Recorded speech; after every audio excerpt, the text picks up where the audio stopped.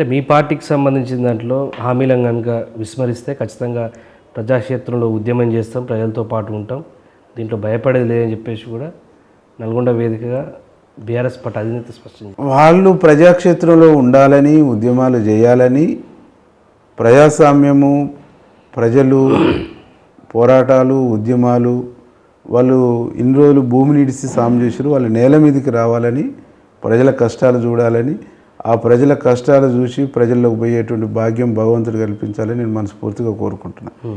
ఎందుకంటే వాళ్ళు ప్రజల్ని విస్మరించారు. ఉద్యమాలు అంటే ఒక చీడపురుగులాగా చూసారు, ఆందోళనలు అంటే ఈసడించుకోరు. చాలా రకాల చట్టాలని, చాలా రకాల క్రూరమైనటువంటి చట్టాన్ని తీసుకొచ్చి అప్రకటిత ఎమర్జెన్సీని కంటిన్యూ చేశారు.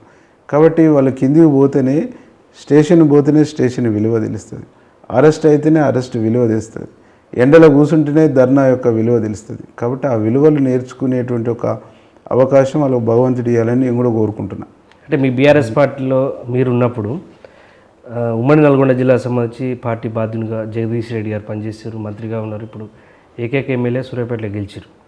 కానీ అంతకుముందుకు మీరు దగ్గరగా ఉన్నటువంటి వ్యక్తి జగదీష్ రెడ్డి గారికి, కానీ ఇప్పుడు బాగా వైరం నడుస్తుంది. ఎందుకంత గ్యాప్ వచ్చింది? నా పార్టీ కోసం నేను మాట్లాడుతున్నా, ఆయన పార్టీ కోసం ఆయన మాట్లాడుతున్నాడు. ఆయన నాకేమన్నా చుట్టమా, నాకేమన్నా నా ఊరోడా, నా కులపోడా, నా పక్కోడా? సూర్యాపేట మున్సిపల్ చైర్మన్ విషయంలో దామోదరెడ్డితో కలిసి వీరేశం కూడా తీవ్ర ప్రయత్నాలు చేశారు కాంగ్రెస్ పార్టీ చైర్పర్సన్ నియమించడానికి, కానీ అలా వైఫల్యం చెందిరని ఒకటి. అలా మేము దామన్న కలిసి నిజంగా ప్రయత్నం చేస్తే ఆయన తలకిందులు తపస్సు చేసినా అది ఆగేది కాదు. వాళ్ళ పార్టీ వాళ్ళు తిరుగుబాటు చేసి వాళ్ళు అవిశ్వాసం పెట్టుకొని వాళ్ళు చేస్తున్నటువంటి క్రమంలో కాంగ్రెస్ కౌన్సిలర్లను కూడా సపోర్ట్ అడిగితే సపోర్ట్ ఇచ్చారు. నిజంగా దామన్నో నేనో మేము రెస్పాన్సిబిలిటీ తీసుకొని 100% దాన్ని దించాలనుకుంటే జగదీష్ రెడ్డి కాదు కదా, ఇంకొవరు చేసినా దాన్ని ఎవరు ఆపలేరు. ఎందుకు అంటే వాళ్ళ వితిన్ ద పార్టీ సంబంధించినటువంటి కొట్లాట, వితిన్ ద పార్టీ సంబంధించినటువంటి తిరుగుబాటు. కాబట్టి మేము కాంగ్రెస్ పార్టీ వైపు నుంచి అటు దామన్న కానీ ఇటు మేము కానీ ఒకవేళ వాళ్ళు అడిగితే ఓవరాల్ సంబంధించినటువంటి చూడాలి తప్ప మనం పెద్ద నెత్తినేసుకొని ఇది చేయవలసినటువంటి అవసరం లేదు. ఎందుకు అంటే అటు చైర్మన్ అవుతున్నటువంటి వ్యక్తి కాంగ్రెస్ పార్టీ కాదు కాబట్టి దాన్ని అంతా ఇది చేసుకోవాల్సినటువంటి అవసరం లేదు. ఏదైనా సహకారం అంటే మానవీయ కోణంలో సహకారం చేద్దాం అనేటువంటి ఒక ఆలోచన తప్ప దాంట్లో మేము సీరియస్గా తీసుకునేది లేదు. తీసుకుంటే అది ఒక క్షణంలో దిగిపోయేది. ఎన్నికల ప్రచారంలో కాంగ్రెస్ పార్టీ నుంచి చాలా విమర్శలు చేశారు కేసీఆర్ ఫ్యామిలీ పైన, బీఆర్ఎస్ పార్టీ పైన, కుటుంబ పాలన, ఇంటింట పదవులు అని చెప్పేసి. కానీ మన నల్గొండ జిల్లాకు సంబంధించి ఉత్తమ్ కుమార్ రెడ్డి ఆయన సతీమణి ఇద్దరు ఎమ్మెల్యేలుగా, ఒకరు మంత్రిగా ఉన్నారు. కోమటిరెడ్డి వెంకరెడ్డి మంత్రిగా, ఆయన సోదరుడు రాజగోపాల్ రెడ్డి మునుగోడు ఎమ్మెల్యేగా ఉన్నారు. ఇప్పుడు భువనగిరి పార్లమెంట్ టికెట్ అడుగుతారు. అదే జానారెడ్డి కుటుంబం నుంచి కూడా ఒకరు ఎమ్మెల్యేగా ఉన్నారు, ఇంకోరు ఎంపీ టికెట్ అడుగుతారు. అంటే ఇక్కడ కూడా కుటుంబానికి సంబంధించిన దాంట్లో 2 పదవులు 3 పదవులు ఆశించడంలో దాన్ని మీరు వ్యతిరేకించడం లేదా? కలిసి ఎట్లా బీఆర్ఎస్కి ఎట్లా కౌంటర్? ఇలా జానారెడ్డి కుటుంబం కానీ, కోమటిరెడ్డి కుటుంబం కానీ, ఉత్తమ్ కుమార్ రెడ్డి కుటుంబం కానీ ఇలా కొత్తగా రాజకీయాల్లో లేదు.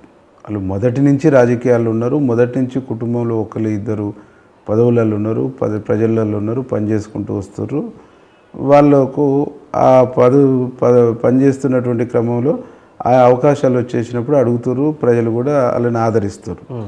దాంట్లో కాదు మేమంటుంది. మేము ఈ రాష్ట్ర ముఖ్యమంత్రి, ఒకరు ముఖ్యమంత్రి, వారి కొడుకు మంత్రి, వారి ఇంకొక ఫ్యామిలీ మెంబర్ ఇంకో మంత్రి, ఇంకొక ఫ్యామిలీ మెంబర్ ఇంకొక రాజ్యసభ, ఈ విధానాన్ని మాత్రమే మేము తప్పుపడుతాం. ఈ రాష్ట్ర ప్రధానమైనటువంటి పోస్టుల నుంచి కీలకమైనటువంటి మొత్తం కూడా ఒక కుటుంబం కంట్రోల్లో ఉండటం అనేటువంటి దాన్ని మేము వ్యతిరేకిస్తున్నాం.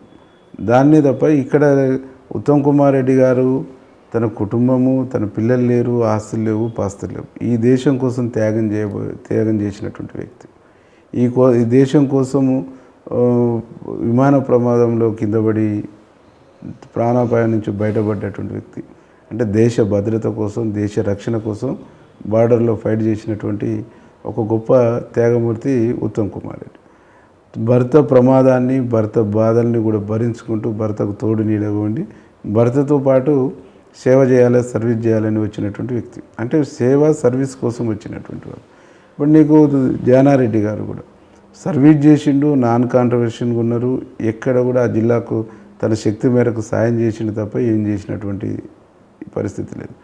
కానీ కోమటిరెడ్డి వెంకరెడ్డి, రాజగోపాల్ రెడ్డి గారు వీళ్ళిద్దరు కూడా రాజకీయాలకు మొదటి నుంచి వెంకరెడ్డి గారు రాజకీయాల్లో ఉన్న తను వ్యాపారాలను వదులుకొని తను కూడా రాజకీయాల్లోకి వచ్చేసి సర్వీస్ చేయాలనుకొని వచ్చినటువంటి వ్యక్తి. కానీ ఏ వ్యాపారాలను వదులుకోకుండా ఏ త్యాగాలు లేకుండా అపరంగా తెలంగాణ వచ్చిన తర్వాత మంత్రి పదవులు తీసుకున్న అనేటువంటిదే తెలంగాణ ప్రజల యొక్క బాధ.